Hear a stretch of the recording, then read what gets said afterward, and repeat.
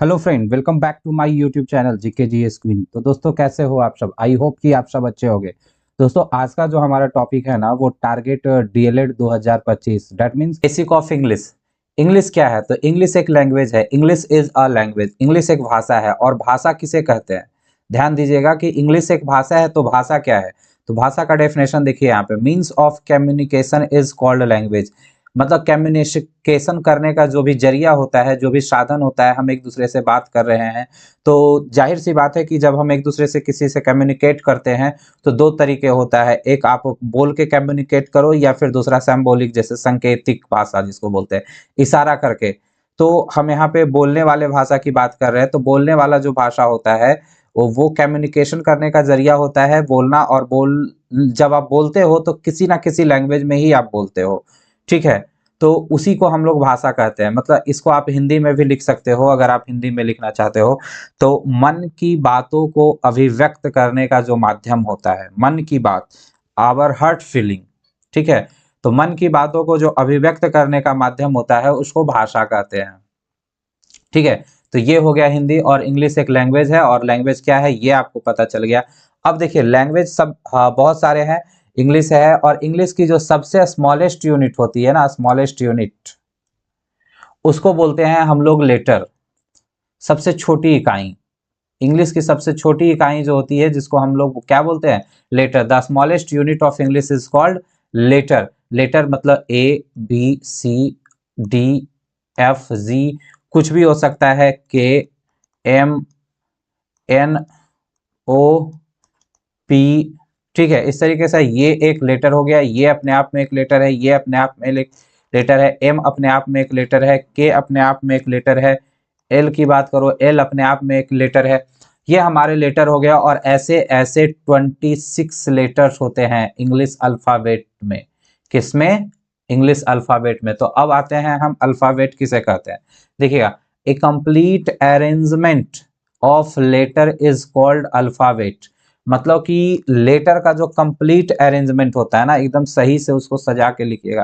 देखिए, यहाँ पे समझने की बात है, ध्यान से समझने की बात है।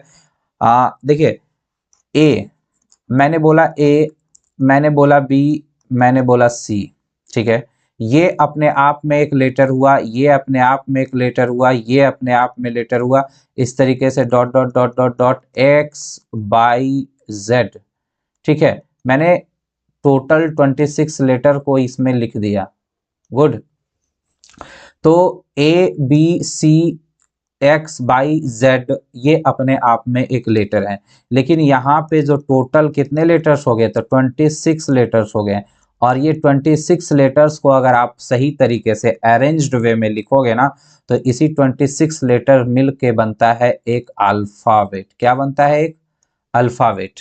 और ये अल्फाबेट हर भाषा में एक ही होता है, दो नहीं होता है। ध्यान दीजिएगा, ये अल्फाबेट किसी भी भाषा में एक ही होता है। जैसे इसी की हिंदी होती है हमारी क्या? वर्णमाला। क्या होती है? वर्णमाला। अब इसको ऐसे समझ सकते हो, वर्णमाला मतलब वर्णों की माला, ठीक है। जैसे फूल माला में फूलों की माला होती है, वर्णमाला मतलब वर्णों की माला। तो फूल माला जब आप लेते हो, तो जब फूल का जो माला होता है, उसको जब तोड़ दोगे तो वो एक फूल बन जाएगा, वो माला तो नहीं रहेगा। लेकिन जब उसको आप एक धागा में पिरो के अच्छे से सजाओगे, तो वो एक माला बनेगा, ठीक है। तो वो फूल माला हो जाता है। तो वर्णों को जब हम सजा के लिखते हैं तो वर्णमाला होता है। तो उसी तरीके से इंग्लिश में ABCD को सजा कर लिखेंगे, ABCDEFGHIJKLMNOPQRSTUVWXYZ। तो ये पूरा सीरीज, 26 लेटर का जो पूरा सीरीज होता है, वो आपका एक अल्फाबेट कहलाता है। समझ में बात आई? तो इंग्लिश में ये देखिए, आपका एक अल्फाबेट हो गया ये पूरा, ठीक है। तो अल्फाबेट हमारा दो टाइप का होता है, एक जो जिसको हम लोग बोलते हैं बड़ी एबीसीडी, और एक छोटी एबीसीडी, ठीक है। तो ये हो गई हमारी बड़ी एबीसीडी, ये हो गई छोटी एबीसीडी। गुड। अब हम नेक्स्ट क्या करते हैं, यहाँ पे देख लीजिएगा, इसी चीजों को हमने क्लियर लिखा है। 26 letters is equal to 1 alphabet English में। और हिंदी में 52 letters is equal to 1 alphabet, जिसको हम लोग वर्णमाला बोलते हैं। हिंदी में क्या बोलते हैं? वर्णमाला। यहाँ पे हिंदी पढ़ा नहीं रहा हूँ, बस मैं आपको समझाने के लिए रखा हूँ, ताकि आप हिंदी से रिलेट करके, हिंदी से कंपेयर करके समझ सकते हो। तो हिंदी में 52 लेटर्स होते हैं, जिसको हम लोग बोलते हैं वर्ण। क्या बोलते हैं हिंदी में? वर्ण। और इसका एक अल्फाबेट जिसको हम लोग बोलते हैं वर्णमाला, ये हिंदी का है। और इंग्लिश में 26 letters is equal to 1 alphabet English में। यहाँ से एक चीज आपको समझ में आ जानी चाहिए कि जब ये चीज इंग्लिश लैंग्वेज में एक है, बात समझ में आ रहा है, एक है, तो इसका प्लूरल नहीं बनेगा, इसका प्लूरल नहीं बनेगा। कहीं पे भी अगर आप देखोगे इसमें अल्फाबेट्स लगा हुआ, कहीं पे भी अगर आप एस देखते हो तो एस को सीधे सीधी गलत बात है, वो क्रॉस करोगे आप। डन। आगे देखो, तो two sounds in English language, मतलब भाषा में दो साउंड होते हैं, चाहे वो हमारा हिंदी हो चाहे वो इंग्लिश हो। तो इंग्लिश की बात कर रहा हूं, तो एक होता है वॉवेल साउंड, एक होता है कॉन्सोनेंट साउंड। वॉवेल साउंड मतलब, कहने का मतलब होता है जब हम कोई किसी बात को बोलते हैं तो उसके उच्चारण में किसी और दूसरे वर्ण की सहायता लेनी ना पड़े, उसे वॉवेल कहते हैं। ये तो बचपन में आप पढ़े होंगे, स्वर्ण वर्ण किसे कहते हैं, व्यंजन वर्ण जिसकी उच्चारण में हमें स्वर वर्ण की सहायता लेनी पड़े, यानी वॉवेल का सपोर्ट लेना पड़े, तो उसे हम कॉन्सोनेंट कहते हैं। चलिए, ये बात आपको समझ में आ गई कि वॉवेल किसे कहते हैं, कॉन्सोनेंट किसे कहते हैं, और ये एक साउंड है, और साउंड के अकॉर्डिंग ही हमें इंग्लिश में ए और एन पुट करना होता है। ठीक है, तो इंग्लिश अल्फाबेट में टोटल 26 लेटर होते हैं और हिंदी वर्णमाला में 52 अक्षर होते हैं। ये बात आपको समझ में आ गई। अब देखिए, कॉन्सोनेंट की बात करेंगे तो हमें अभी बेसिकली लेके चलना है B C D dot dot dot dot dot X Y Z. यहाँ पे बात करूं तो ए ई आई ओ यू, ये हो गया हमारा वॉवेल। ठीक है, चलिए, ये हो गया हमारा वॉवेल लेटर और ये हो गया हमारा कॉन्सोनेंट लेटर। ठीक है, यहाँ पे 5 हो गए और यहाँ पे 5 माइनस कर लो, मतलब 19, सॉरी 21 प्लस 2, 21। टू जो होता है ना, यहाँ पे एक और बता दूं, ये टू होता है सेमी वॉवेल, सेमी वॉवेल। ठीक है, टू सेमी वॉवेल होता है, उसका जिक्र मैं बाद में करूंगा क्योंकि उसका ज्यादा यूज नहीं होता है। ठीक है, कॉन्सोनेंट और वॉवेल का ही यूज होता है। चलिए आगे नेक्स्ट देखिए, यहाँ पे ये जो क्वेश्चन है आपसे पूछा हुआ है प्रीवियस ईयर सीजीएल में। ठीक है, सीजीएल में पूछा गया क्वेश्चन है, आप इसे अगर बना सकते हो तो समझ लो कि आपने कुछ सीखा है। ठीक है, she learns alphabets at the age of 6। अगर आप इसमें एरर पकड़ पा रहे हो कि गलती कहाँ है, तो बहुत अच्छी बात है, क्योंकि आपने अभी तक जो पढ़ा वो समझ में आया है। और अगर आपको समझ में नहीं आया तो प्लीज एक बार वीडियो को फिर से पॉज करके फिर से बैक करके देख लो। चलिए, अल्फाबेट, यहाँ पे देखो, अल्फाबेट में मैंने अभी तुरंत आपसे बोला था कि एस नहीं लगेगा।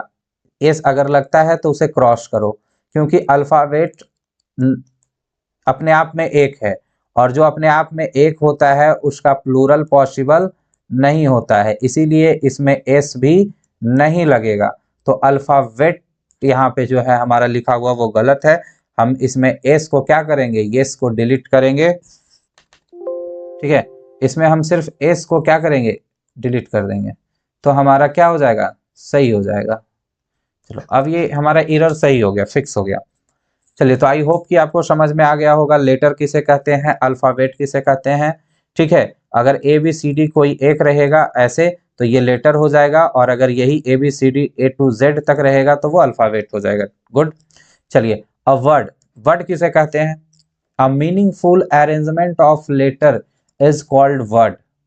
ठीक है, शब्दों का सॉरी, ये अरेंजमेंट ऑफ लेटर, लेटर वर्णों का जो सार्थक मेल है, वर्णों का, ठीक है, या लेटर का, लेटर का सार्थक मेल, सार्थक मतलब जिसका कोई अर्थ निकले।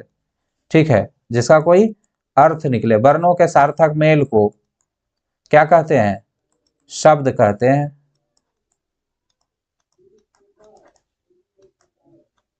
ठीक है, वर्णों के सार्थक मेल को क्या कहते हैं, शब्द कहते हैं। ठीक है, a meaningful arrangement of letter is called word.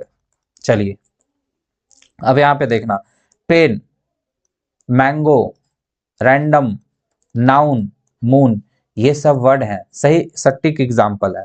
अब यहाँ पे देखो EPN, DERJ, MRJZ, ये वर्ड नहीं है। क्यों नहीं है? क्योंकि ये एक साथ बैठे हुए तो हैं, मेल तो हो रहा है, बट यहाँ पे सार्थक नहीं है, मतलब कोई मीनिंग नहीं निकल रहा है।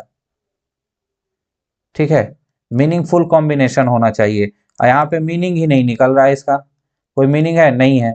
इसका भी कोई मीनिंग है? नहीं है। इसका भी कोई मीनिंग है? नहीं है। तो सिर्फ एक साथ अगर दो या दो से अधिक लेटर आपस में बैठ जाएंगे, अरेंज हो जाएगा, तो इससे वो वर्ड नहीं कहलाएगा। वर्ड कहलाने के लिए उससे उसकी मीनिंग निकलनी चाहिए। जैसे यहाँ देखो PEN निकल रहा है मीनिंग, EPN इसी को हमने सिर्फ उल्टा पुल्टा करके लिख दिया है। सेम यही देखो EPN कर दिया है, मीनिंग नहीं निकला। तो ये मीनिंग निकल रहा है, ये मीनिंग नहीं निकल रहा, ये वर्ड है, ये वर्ड नहीं है। गुड। तो आई होप कि आपको समझ में आ गया होगा कि वर्ड कहते किसे हैं। तो वर्ड वर्णों के सार्थक मेल, दो वर्ण या दो से अधिक वर्ण आपस में मिल जा और उससे कोई अर्थ निकले तो वो शब्द कहलाता है।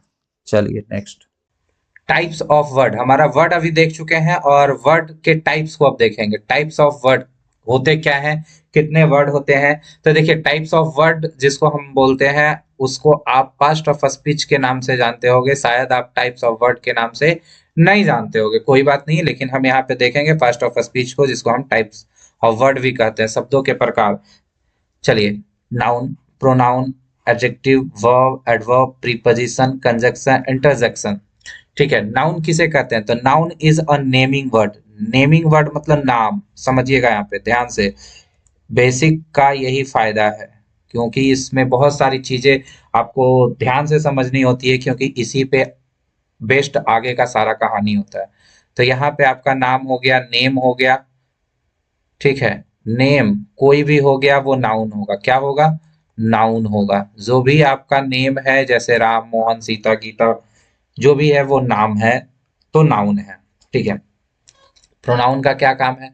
प्रोनाउन का काम होता है रिप्लेस अ नाउन, मतलब नाउन को रिप्लेस करना। मैं एक लाइन में सबको समझा दूंगा, ध्यान से रखिएगा, पहले समझिए। रिप्लेस अ नाउन या comes in the place of noun, मतलब वैसा वर्ड जो नाउन को रिप्लेस करे, मतलब इसके बदले में बैठे, नाउन के बदले में बैठने वाला। ठीक है, रिप्लेस करे, इसके जगह पे बैठे, या फिर इसको रिप्लेस करते, come in the place of noun, इसके बदले में बैठे। ठीक है, adjective, to say something about या टू क्वालिफाई ए नाउन और प्रोनाउन, मतलब नाउन और प्रोनाउन के बारे में कुछ कहने वाला या उसको क्वालिफाई करने वाला क्या कहलाता है? एडजेक्टिव कहलाता है। समझ में बात आई? नाउन और प्रोनाउन के बारे में कुछ कहने वाला क्या कहलाएगा? एडजेक्टिव कहलाएगा। तीन को समझिएगा। जैसे सपोज नाउन एक वीआईपी पर्सन हो गया, क्या हो गया? एक वीआईपी पर्सन हो गया नाउन। ठीक है, अब इस नाउन के बदले में बहुत सारे ऐसे इनके साथ घूमने वाले होते हैं, जो ये अगर मौजूद नहीं होते हैं तो इनके बदले में काम कर देते हैं। तो इस वीआईपी के बदले में जो काम कर रहा है वही तो प्रोनाउन है। जैसे नाउन हर जगह नहीं पहुंच सकता है ना, बार बार एक ही नाम को बार बार लिखोगे, राम आम खाता है, राम अच्छा लड़का है, तो अच्छा नहीं लगता है कि पैराग्राफ में बहुत सारे बार एक ही नाउन को रिपीट करना अच्छा नहीं लगता। तो रिपीटेशन, नाउन का रिपीटेशन जो है ना वो इंग्लिश में बैन है, तो उसको रोकने के लिए प्रोनाउन को आना पड़ता है। तो इसकी रिपीटेशन को रोकने के लिए, नाउन के रिपीटेशन ना हो इसलिए प्रोनाउन आता है। और देखिए चूंकि ये नाउन के बदले आता है, तो इन दोनों का जो तारीफ करने वाला होता है वो आपका एडजेक्टिव है। इन दोनों की तारीफ कौन करेगा? एडजेक्टिव करेगा। नाउन की और प्रोनाउन की तारीफ करेगा एडजेक्टिव। अब ध्यान से सुनिएगा, देखिए इन दोनों का तो चमचा ये हो गया एडजेक्टिव। अब एडजेक्टिव और वर्ब, एडजेक्टिव और वर्ब ये दोनों का चमचा कौन होगा? एडवर्ब होगा। ध्यान दीजिएगा, एडजेक्टिव और वर्ब दोनों का चमचा एडवर्ब होगा। एडजेक्टिव और वर्ब दोनों का चमचा क्या होगा? एडवर्ब होगा। ठीक है, अब वर्ब को देख लेते हैं। टू शो एक्शन और स्टेट, वर्ब क्या करेगा? तो कुछ भी जो काम होता है, वैसा वर्ड जिससे आपको पता चले कि यहाँ पे कोई काम हो रहा हो, कुछ भी। जो काम आपको पता चल रहा है कि यहाँ पे हो रहा है, वो सब वर्ब कहलाते हैं। मतलब जिस शब्द से किसी क्रिया के होने या करने का पता चले उसे वर्ब कहते हैं। सिंपल सी बात है। तो ये आपका एक्शन और स्टेट शो करेगा। जैसे रन, पता चल रहा है ना कि कोई दौड़ने का क्रिया हो रही है, एक्शन है। ठीक है। जैसे लाफ, ठीक है, पता चल रहा है कि कोई हंस रहा है, तो ये क्रिया बताता है। ठीक है। और एडजेक्टिव और ये वर्ब, ये दोनों को क्वालिफाई कौन करेगा? एडवर्ब। देखिए, to qualify a adjective verb, it इसलिए लिखा हूं क्योंकि ये कभी कभी होल सेंटेंस मतलब पूरे सेंटेंस को भी क्वालिफाई करता है, एडवर्ब। ठीक है। ये बेसिकली जाना जाता है एडजेक्टिव और वर्ब को क्वालिफाई करने के लिए। मतलब ये एडवर्ब भी एक तरह का चमचा हुआ, किसका? एडजेक्टिव का और वर्ब का। लेकिन ये कभी कभी पूरे सेंटेंस का अच्छाई बुराई की बात करता है। ठीक है। यहाँ पे देखिए, क्वालिफाई करने का मतलब होता है ना कि जरूरी नहीं है कि सिर्फ अच्छी बात बोले। ठीक है, बुरी बात भी बोलेगा, अच्छी और बुरी दोनों बोलेगा। चलिए, यहाँ पे भी एडवर्ब वर्ब के बारे में, अच्छा मतलब बहुत अच्छा दौड़ रहा है, बहुत खराब दौड़ता है, तो ये अच्छा और खराब जो है ना, वो एडवर्ब हुआ। प्रीपोजिशन एक ऐसा वर्ड होता है जो वर्ड को रिलेट करता है एक दूसरे से। जैसे मैं बोलूँ the water of Ganga, the water of, the water of Ganga. तो वाटर ऑफ गंगा, ये जो ऑफ है ना आपका, ये वाटर और गंगा को रिलेट किया कि मतलब पानी किसका है, तो गंगा का है। तो ये ऑफ आपका प्रीपोजिशन होता है, मतलब to relate one word to another, एक वर्ड से दूसरे वर्ड को रिलेट करता है। ठीक है, बताता है आपको। कंजक्शन, कंजक्शन का मतलब होता है connecting word, joining word to connect, मतलब एक शब्द को दूसरे शब्द से जोड़ना। जैसे मैं बोलूं राम एंड श्याम, ये एंड आपका कंजक्शन हुआ, जिससे राम और श्याम दोनों ऐड हो गए, कनेक्ट हो गए, जुड़ गए। इंटरजेक्शन होता है sudden feeling expression word. Interjection कहते किसे हैं? तो सडन फीलिंग एक्सप्रेशन वर्ड जो होता है उसे हम इंटरजेक्शन कहते हैं। जैसे जैसे हम बोलते हैं ना ओह, इस तरीके का। ओह, नीचे एक ऐसे लाइन होता है और उसके नीचे एक डॉट का साइन होता है, ओह, उफ। ठीक है, उफ, ओह, उफ, हाय, ये सब जो वर्ड है ना, ये सब जो वर्ड है, हुर्रे, ये सब जो वर्ड है ना, सडन फीलिंग एक्सप्रेशन वर्ड है। मतलब वैसे वर्ड जिसके लिए आप पहले से प्रिपेयर नहीं होते, सडन फीलिंग, अचानक ये सब वर्ड हमारे मुंह से निकलते हैं, तो इसको हम बोलते हैं सडन फीलिंग एक्सप्रेशन वर्ड। और इस साइंस का इसको पंचुएशन मार्क्स में बहुत ज्यादा यूज किया जाता है। ठीक है, बोलते हैं सडन फीलिंग एक्सप्रेशन वर्ड। और सेंटेंस को देखते हैं। सेंटेंस, सेंटेंस किसे कहते हैं? तो देखिए, लेटर से हमने क्या बनाया, लेटर से बड़ा हमारा वर्ड हुआ। मतलब लेटर का कॉम्बिनेशन जब सटीक रहा तो हमारा वर्ड बना। अब वर्ड से हम लोग बनाएंगे सेंटेंस। अब सेंटेंस में भी वही सेम चीज कि एक से अधिक वर्ड आपस में मिले और उससे कोई मीनिंग निकले। समझे?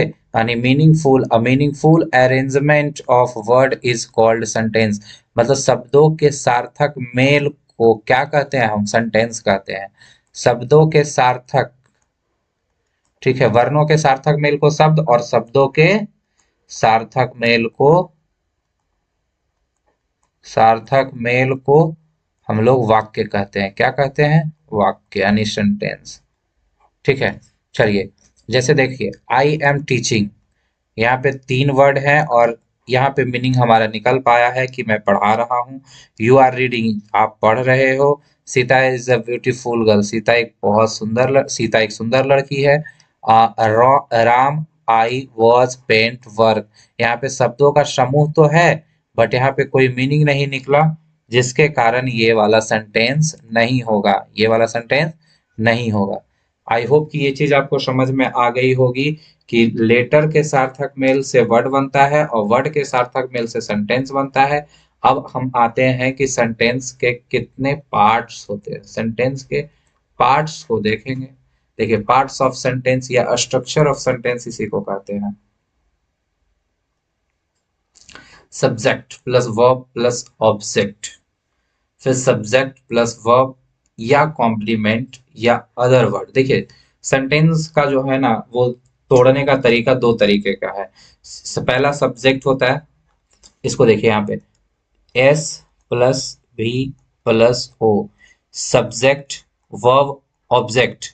ठीक है, कहीं कहीं पे ऑब्जेक्ट ना रह के वहां पे ऑब्जेक्ट की जगह पे कॉम्प्लीमेंट रहता है, इसी को हम लोग अदर वर्ड भी कहते हैं, अदर वर्ड भी कहते हैं। ठीक है, तो सब्जेक्ट होगा फिक्स है, वर्ब होगा फिक्स है और ऑब्जेक्ट होगा, ऑब्जेक्ट नहीं होगा तो कॉम्प्लीमेंट होगा, कॉम्प्लीमेंट नहीं होगा या कह लीजिए कि अदर वर्ड होगा।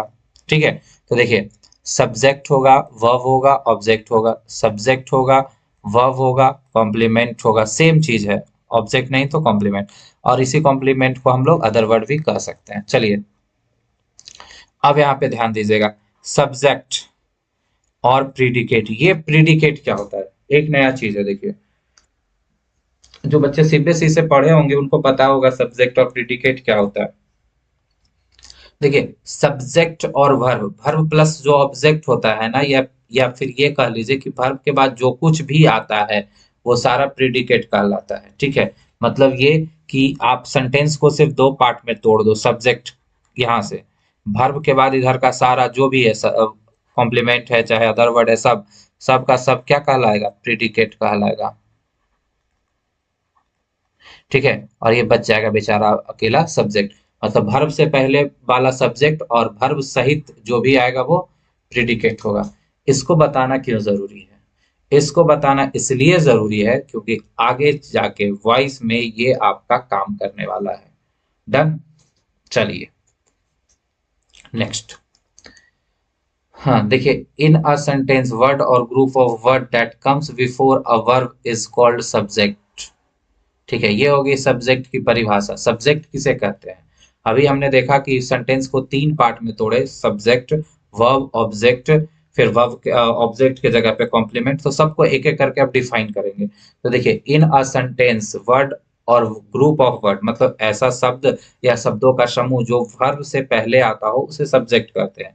या तो आप उसे लिख सकते हैं कि जो वाक्य में कुछ करता हो या जिसके बारे में कुछ कहा जाए। ठीक है, यानी जो चर्चा का विषय हो वो सब्जेक्ट होता है। जैसे देखिएगा राम किल्ड रावणा, यहाँ पे राम ने काम किया है, किस किस चीज का काम किया है, तो रावण को मारने का, तो ये डूअर हो गया, मतलब ये सब्जेक्ट हो गया। ये क्या हो गया, सब्जेक्ट हो गया। ध्यान से सुनिएगा, सीता लव्स राम, सीता लव करती है किसको, राम को, तो यहाँ पे ये करती है, कोई काम कर रही है। या तो ऐसे कह लीजिए कि हम लोग सीता और राम के बारे में बात कर रहे हैं, तो सीता प्यार करती है किससे करती है, तो राम से। तो यहाँ पे दो तरीके से आप इसको ले सकते हो, लव्स का भी और हम लोग बोल रहे हैं, तो इस तरीके से ये चर्चा का विषय भी हो गया और सीता इस सेंटेंस में काम कर रही है। अब देखिए India is the great country, अब इंडिया यहाँ पे कुछ कर नहीं रहा, इंडिया के बारे में बोला जा रहा है, इंडिया के बारे में हम लोग जिक्र कर रहे हैं कि इंडिया एक महान देश है। तो यहाँ पे ये चर्चा का विषय हो गया, क्या हो गया, चर्चा का विषय।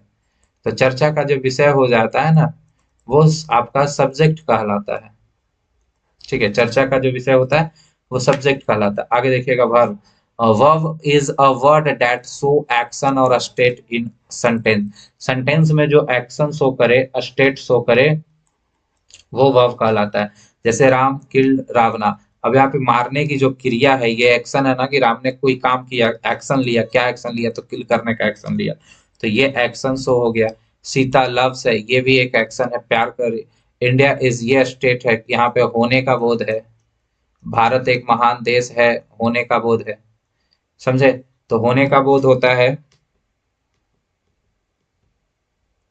होने का बोध है।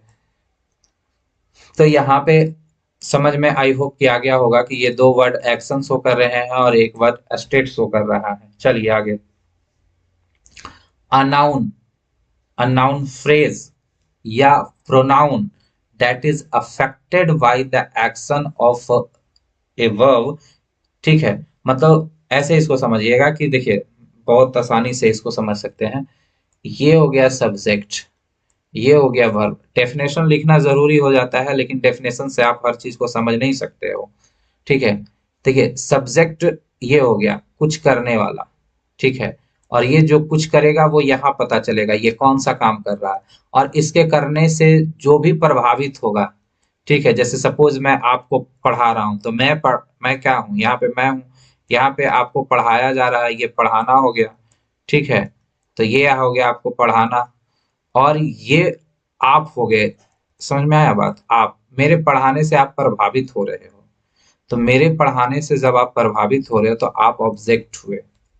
ठीक है, जैसे मैंने किसी को एक चाटा मारा, तो मेरे चाटा मारने से किसी को तो मारा, तो जिसको मारा वो ऑब्जेक्ट होगा, क्योंकि मेरे चाटा मारने से वो प्रभावित हुआ।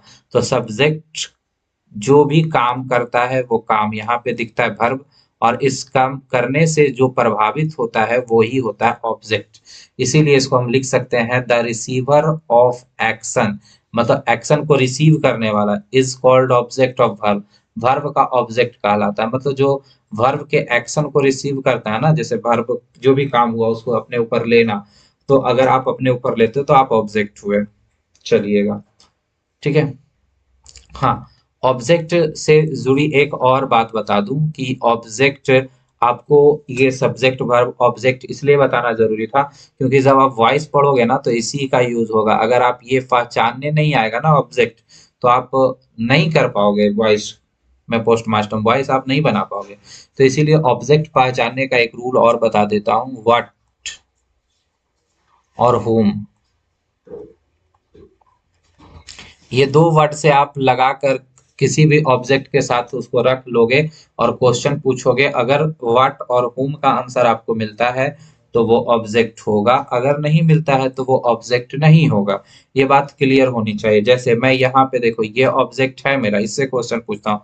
यहाँ पे मैंने रावण को हटा दिया, मैं पूछूंगा होम लगा के, दोनों में से किसी एक से भी पूछ सकता हूँ। होम से पूछ, राम किल्ड होम, राम ने किसको मारा। आप बोलोगे सर होम का जवाब तो रावणा आया, समझ में आया? राम ने रावण को मारा, होम का जवाब बन गया, यस बन गया। सीता लव्स राम, किसे प्यार करती है, होम का जवाब तो राम को करती है, तो यहाँ पे भी राम मिल गया, तो यहाँ पे भी ऑब्जेक्ट हो गया। बात समझ में आई? आप ध्यान देना, यहाँ पे इज है, तो इज जैसे ही आएगा तो यहाँ पे ऑब्जेक्ट देखना ही नहीं है। जैसे ही इज आए या फिर कोई भी हेल्पिंग वर्ब आए तो वहां पे ऑब्जेक्ट नहीं ढूंढना है। ऑब्जेक्ट हमेशा तभी ढूंढना है जब आपका सेंटेंस में मेन वर्ब हो। क्या हो? मेन वर्ब हो। डन। देखिए, object is divided into two parts. Object आपका दो पार्ट में डिवाइडेड होता है, एक डायरेक्ट ऑब्जेक्ट, एक इनडायरेक्ट ऑब्जेक्ट। एक डायरेक्ट ऑब्जेक्ट, एक इनडायरेक्ट ऑब्जेक्ट। डायरेक्ट ऑब्जेक्ट आपका क्या होता है? Direct receiver of an action is called direct object, मतलब वैसा ऑब्जेक्ट जो किसी एक्शन का डायरेक्ट रिसीवर हो। और it is compulsory in sentence, ये सेंटेंस में कंपल्सरी होता है, इसका होना अनिवार्य है। इफ ऑब्जेक्ट इज नीडेड, अगर ऑब्जेक्ट की जरूरत है तो यही आएगा। फिक्स मान लो, मतलब कहने का मतलब है कि अगर आपको सेंटेंस में सिंगल ऑब्जेक्ट मिले तो समझ लेना कि वो डायरेक्ट ही है, फिर आपको चेक करने की जरूरत नहीं है। डायरेक्ट इनडायरेक्ट चेक आप तब करोगे जब आपके पास सेंटेंस में दो ऑब्जेक्ट है, ऑब्जेक्ट वन और ऑब्जेक्ट टू। समझ में बात आई? ऑब्जेक्ट वन और ऑब्जेक्ट टू, तब आप चेक करोगे कि मेरे पास कौन डायरेक्ट है कौन इनडायरेक्ट है। लेकिन अगर आपके पास एक है तो आपको चेक करने की जरूरत नहीं है, वो डायरेक्ट ही होगा। 100% फिक्स कर लेना। डन, चेक करने की जरूरत ही नहीं है। चलो, direct object, indirect object. Direct object का सेंटेंस में रहना कंपलसरी है, अगर एक से अधिक है तभी चेक करेंगे, अन्यथा एक है तो यही होगा। डायरेक्ट ऑब्जेक्ट किसे कहते हैं? तो जो एक्शन को डायरेक्ट रिसीव करे। इनडायरेक्ट ऑब्जेक्ट किसे कहते हैं? जो एक्शन को इनडायरेक्ट रिसीव करे। खैर, डेफिनेशन को छोड़िए और समझिए इसको।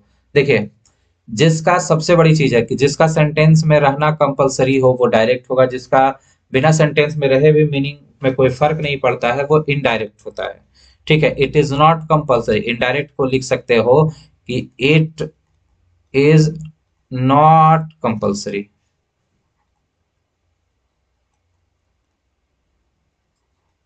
इट इज नॉट कंपलसरी, ठीक है, ये कंपलसरी नहीं है। अब देखो, यहाँ तो एक है तो डायरेक्ट ही होगा, कोई दिक्कत नहीं। अब देखो यहाँ पे ऑब्जेक्ट ये और ऑब्जेक्ट ये दो है, ऑब्जेक्ट वन ऑब्जेक्ट टू, कौन डायरेक्ट होगा कौन इनडायरेक्ट होगा इसको समझना होगा। सी गेव मी अ पेन, अब थोड़ा देर के लिए मैं मई को हटाता हूँ, किसको हटाता हूँ? मी को हटाता हूँ। मैं बोलता हूँ सी गेव अ पेन, उसने मुझे एक कलम दिया। क्या आपको मीनिंग क्लियर पता चला? हाँ पता चला, उसने मुझे एक कलम दिया।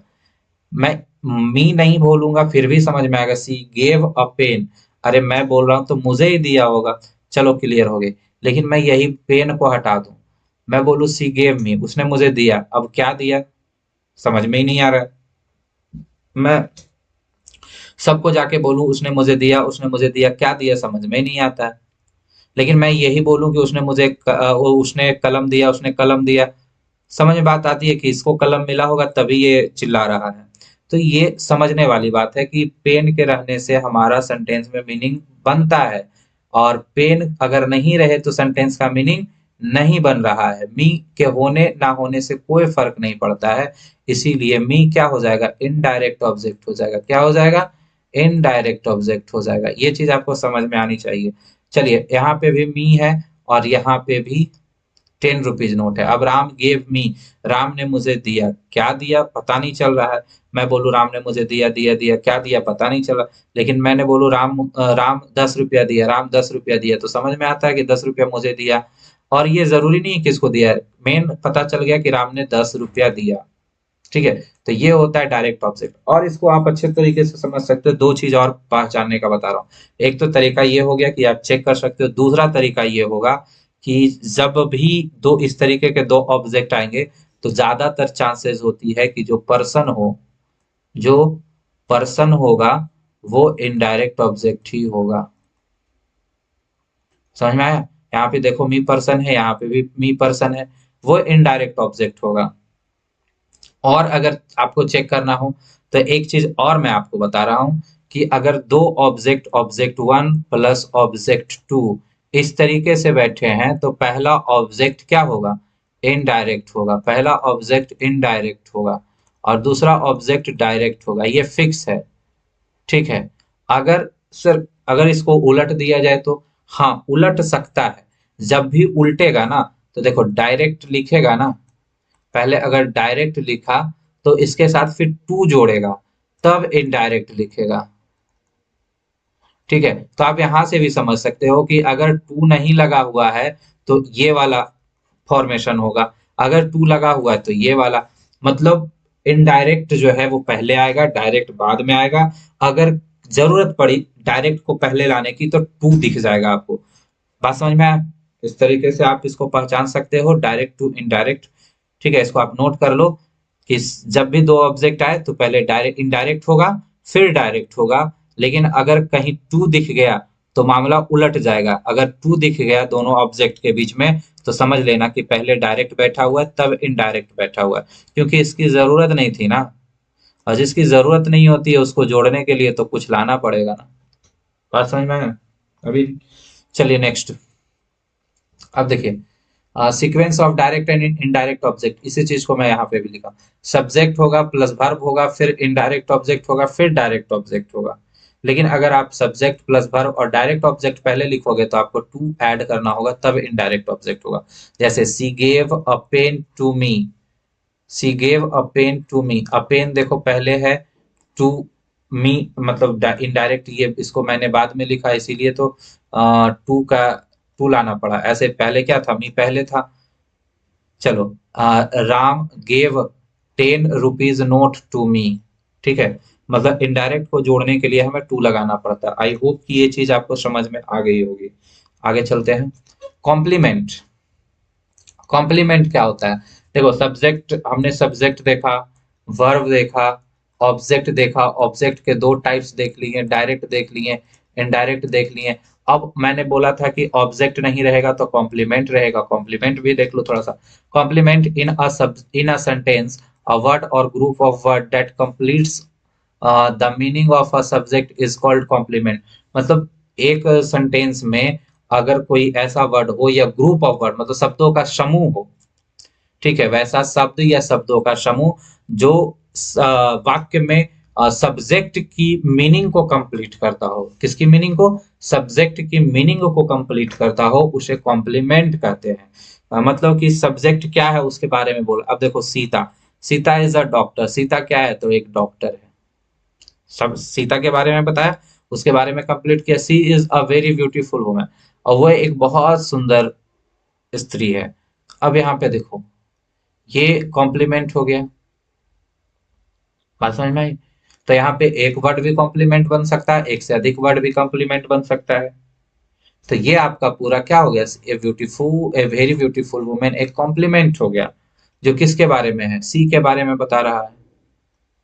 चलिए, प्रीडिकेट, प्रीडिकेट तो आपको बता ही चुके हैं कि वर्ब के सहित, सब्जेक्ट को छोड़ के वर्ब सहित सारा प्रीडिकेट हो जाएगा। देखिए, द वर्ड या ग्रुप ऑफ वर्ड विच से something about subject is called predicate. Predicate generally start with verb, ये वर्ब के साथ जनरली स्टार्ट होता है, ठीक है। सब्जेक्ट के बारे में जो भी कुछ कहता है वो प्रीडिकेट ही कहता है, समझे? अगर मैं ये दोनों एग्जांपल के साथ सब्जेक्ट और प्रीडिकेट बांटू तो देखो, यहाँ पे सीता, यहाँ से ऐसे मैं ब्रेक कर दूंगा, इज ए डॉक्टर प्रीडिकेट हो गया। यहाँ पे she is a very beautiful predicate हो गया, ये प्रीडिकेट हो गया, और ये सी सब्जेक्ट हो गया, ये सीता सब्जेक्ट हो गया, इज ए डॉक्टर प्रीडिकेट हो गया। बात समझ में आई? तो वर्ब सहित जो कुछ भी है सब्जेक्ट को छोड़ के वो प्रीडिकेट हो जाएगा। हाँ, वर्ब जब हम चेक करेंगे तो ये ध्यान देना है कि 2+V1 कभी भी वर्ब का काम नहीं करता है, ठीक है। और V3 V4 without helping verb, क्या without helping verb, is not considered as verb of sentence, मतलब किसी भी सेंटेंस में ये दो फॉर्म वर्ब के काम नहीं करते। कौन कौन? तो एक 2+V1, ठीक है, और एक V3 या V4, और इसके पहले कोई हेल्पिंग वर्ब ना हो, तो ये सब आपके वर्ब नहीं समझे जाएंगे। कहीं दिख भी जाए V3 V4 और उसके पहले हेल्पिंग वर्ब ना हो तो उसको वर्ब समझने की गलती नहीं करना, मतलब वहां से प्रीडिकेट ब्रेक नहीं करना है। बात समझ में आया? V3 और V4 देख के हेल्पिंग वर्ब इसको तभी समझ, मतलब वर्ब तभी समझना है जब इसके पहले हेल्पिंग वर्ब हो, ठीक है। इस चीज को मैं डिटेल से डिस्कस करूंगा, क्योंकि इसी को हम बोलते हैं नॉन फाइनाइट वर्ब। क्या? Non finite verb. और इसी पे लेकर एक पूरा लेक्चर होने वाला है, एक पूरा वीडियो मैं इस पे एक लेकर आऊंगा, इसी चीज पे, कि किसको वर्ब कहेंगे किसको वर्ब नहीं कहेंगे, ठीक है। इसी को लेके पूरा एक लेक्चर आऊंगा। तो V3 और V4 के पहले हेल्पिंग वर्ब कब होगा कब नहीं होगा, इन सब सारी चीजों को मैं डिटेल से डिस्कस करूंगा एक वीडियो में। डन? चलिए, तो नेक्स्ट चलते हैं। देखिए, one predicate has only one verb, एक प्रीडिकेट में एक ही वर्ब होता है। ध्यान रहे कि जब एक सेंटेंस होगा तो उसमें एक ही वर्ब होगा ना, एक इस तरीके से SVO, ये हमारा छोटा सा एक सेंटेंस हो गया, इसमें एक वर्ब है। लेकिन अगर प्रीडिकेट, ठीक है, one predicate has one verb, if any conjunction either or neither nor what or it not only what also, ये सब conjunctions अगर आ जाए हमारे सेंटेंस में तो प्रेडिकेट हमारा एक से अधिक हो सकता है। क्या हो सकता है? हमारा एक से अधिक प्रेडिकेट निकल सकता है। उस यानी प्रेडिकेट एक से अधिक निकल सकता है, दैट मीन्स कि वर्ब भी एक से अधिक निकल सकता है। बात समझ में आई? चलिए, अब देखिए एडवर्ब, अगर आपको कहीं पे भी never, off, always, seldom, hardly, soon, ये सब वर्ब अगर आ जाए, आपको क्या कह रहे हैं इसमें, वर्ब से पहले दिखेगा, ये सब आपका एडवर्ब जो है वो वर्ब से पहले दिखेगा, तो इसको अगर सब्जेक्ट प्रीडिकेट छाटना हो तो ये एडवर्ब भी प्रीडिकेट सेक्शन में काउंट होगा। एडवर्ब कहाँ होगा? प्रीडिकेट सेक्शन में काउंट होगा। सब्जेक्ट, फिर एडवर्ब, फिर वर्ब, ठीक है। अगर आपको कहीं पे वर्ब आ गया, सॉरी एडवर्ब आ गया, तो ये वर्ब से पहले आएगा। कहाँ आएगा? वर्ब से पहले आएगा, और ये पूरा का पूरा प्रीडिकेट काउंट होगा, प्रीडिकेट काउंट होगा, सब्जेक्ट के साथ काउंट नहीं होगा, ठीक है। और अगर कंजक्शन आ गया तो जाहिर सी बात है कि एक से अधिक भी प्रीडिकेट होने की संभावना है। चलिए देखिए, walking in the fresh air, walking in the fresh air in the morning is good for health, ठीक है। अब बताओ इसमें कि कहाँ पे मेरा ये सब्जेक्ट है और कहाँ पे मेरा वर्ब है। कोशिश करो, वीडियो को पॉज करो, उसके बाद कोशिश करो, मैं बता देता हूँ, ध्यान से सोचो। Walking in the fresh air, देखो वॉकिंग यहाँ पे V4 है, लेकिन मैंने बोला था V4 को वर्ब नहीं मानना है। क्यों? क्योंकि इसके पहले हेल्पिंग वर्ब नहीं है तो वर्ब नहीं होगा, मतलब ये वॉकिंग नहीं होगा। इन द फ्रेश एयर, चलो यहाँ तक तो कुछ नहीं मिला। इन द मॉर्निंग, ये भी नहीं कुछ मिला। इज मिला। इज ये हमारा वर्ब है, बिल्कुल चलेगा, और यहीं से हमारा प्रेडिकेट अलग होगा। Is good for health predicate है, is good for health predicate है, और walking in the fresh air in the morning ये पूरा का पूरा सब्जेक्ट है। आई होप कि ये चीज आपको समझ में आ गई होगी। चलिए नेक्स्ट। अब देखिए ये वाला आपके लिए है, ये पूरा का पूरा आपके लिए है, आप इसको समझिएगा, और इसमें आंसर भी लिखा हुआ है, आप समझ के बना सकते हैं इसमें। देखिए वॉकिंग, पहले स्क्रीनशॉट ले लीजिए, खुद ट्राई कीजिए, और नहीं जब समझ में आए तो फिर वीडियो देखिएगा इसको। Walking in the fresh air in the morning is good for health, ये तो हम बता चुके हैं। देखिए टू हेल्प अदर, यहाँ पे देखिए टू हेल्प अदर, 2+V1 है, लेकिन हम बोले थे कि 2+V1 को आप वर्ब नहीं मानोगे, तो यहाँ पे इज मेरा वर्ब मिला, और इज के बाद ही हम क्या करेंगे, ये हमारा प्रेडिकेट है। इज के बाद ही हमारा क्या होगा, प्रेडिकेट होगा। ही डज, डज देखिए डज नॉट नो, यहाँ पे इतना मेरा वर्ब निकला, कितना मिला, इतना वर्ब निकला। अब इसको हम क्या करेंगे, ही हमारा सब्जेक्ट हो गया, और डज नॉट नो हमारा क्या हो जाएगा, वर्ब हो गया, और यहीं से हमारा पूरा का पूरा प्रेडिकेट निकल जाएगा, टेंशन नहीं लेना, पूरा प्रेडिकेट हो गया। रेखा सेल्डम, यहाँ देखो सेल्डम नेवर बताए थे वर्ब में आएगा, तो वर्ब से पहले ये पूरा का पूरा प्रेडिकेट होगा, डन। रेखा सब्जेक्ट हो जाएगी। He is poor but honest, देखो यहाँ पे कंजक्शन आ गया, कंजक्शन आ गया कहने का मतलब है कि यहाँ पे एक से अधिक प्रेडिकेट मिलेंगे, तो इज हमारा क्या हो गया, वर्ब हो गया, और ही हमारा क्या हो गया, सब्जेक्ट हो गया। अब देखो इसको तोड़ो, ही इज पुअर, देखो एक प्रेडिकेट हुआ P1, but he is honest predicate 2, ठीक है। यहाँ सब्जेक्ट एक ही है क्योंकि दोनों जगह ही है और इसी के बारे में बात हो रही है, तो यहाँ पे सब्जेक्ट है, मतलब मैंने तोड़ के दिखाया आपको कि he is poor but he is honest, और इसी को हम एक साथ लिखेंगे कंजक्शन की हेल्प से। तो कंजक्शन को अगर ज्वाइन करके लिखेंगे सही, ये आपका सही कहिए कंजक्शन का यूज करके नहीं सही माना जाएगा, लेकिन मैंने बस दिखाने के लिए आपको दिखाया तोड़ के। तो he is poor but honest, ये आपका हो गया 2 प्रेडिकेट, यहाँ से इज पुअर 1 और बट ऑनेस्ट 2।